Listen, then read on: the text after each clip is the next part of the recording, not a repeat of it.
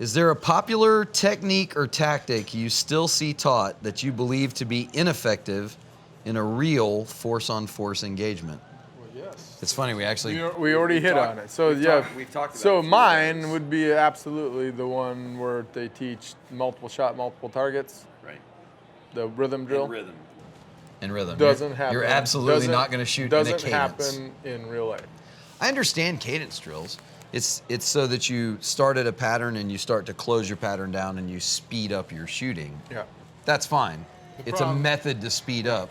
But if you use it as a training, if you're training tool, sure. If you train on that way, right, and that becomes your train response or your muscle memory, well, Right. guess what takes over in a stressful situation? Back to the basics, back to your muscle Well, memory. muscle memory takes over. Yeah. So if you're 'Cause you've used to got that doing many boom, boom, repetitions. boom, boom, boom, boom, fast, well, that's what you're gonna do. What happens if boom, boom didn't work on that one guy? Right. And you need to go boom, boom, boom, Well, boom, the boom. second guy moves. Yeah. So it Wait, doesn't. So that, People so move in a for gunfight? me, that's the biggest one that I can come up with. I don't know about you guys. No, I mean, I agree with I that mean, I could come up with other ones, I'm sure. I think the guys that are teaching to only load your pistol to one round so that you immediately have to do a reload as quick as you can, that's like never going to work in a No, gunfight. dummy rounds. Yeah, that Introduce dummy rounds. No, it's getting sucked into stuff that, like we said, doesn't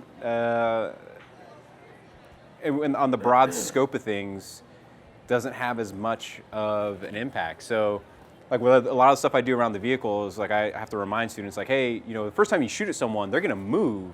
So the purpose of the way we're doing this exercise is so that maybe you learn a movement mechanic to get from this piece of terrain to the next piece of terrain.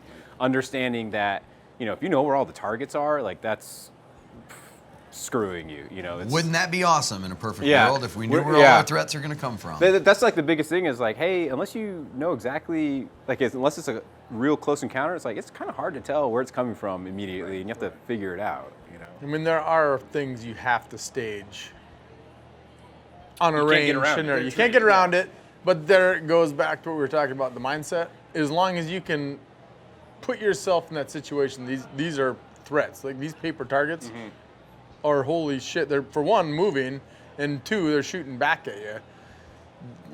You can use those training scenarios on the range to your advantage, but yeah, exactly. They're never gonna be standing set still, up. Yeah, right. I mean, so you have to do that for training on a range, but if you have the right mindset, you can make it work for you. So bad guys don't always have blue triangles, red circles, and yellow diamonds on them. Man, you want to get And in you the can shoot them in order. I know.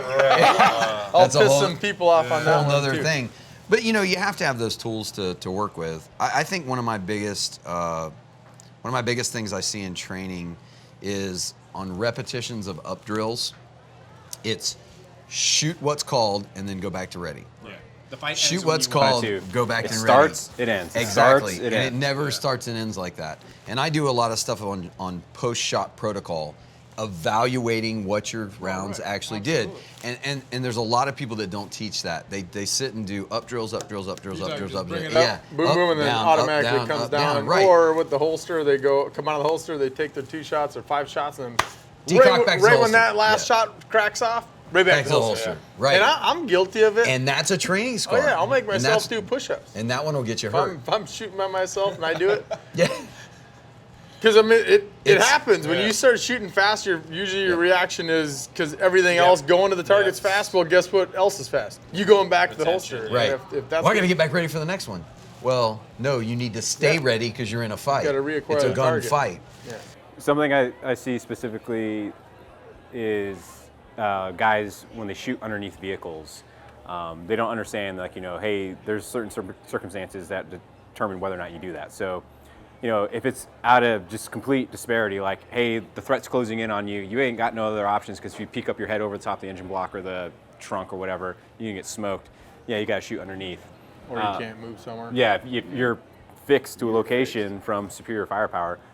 But guys don't understand that, and they'll think like, I've got a tactical advantage. And it's like, well, no, actually, if you roll over onto your side, your situational awareness goes away. Your field of fire narrow down a lot. Your world went to here. So if someone sees you go to get in that position, they're like, oh, I'm just going to move off to the flank, and then they won't, you know, your shot's gone, and now you're being maneuvered on. So that's something I see guys do a lot because it looks purposeful and cool, where as soon as I grab my next vehicle's terrain, I'm going to roll over onto my star and start shooting. It's like, Because I learned to do it. yeah, it's like, well, It's this new toy I got. like, yeah, you need to understand like what's actually happening in the environment with the enemy, and That's the most important thing. And that's any situational situation. awareness. Yeah.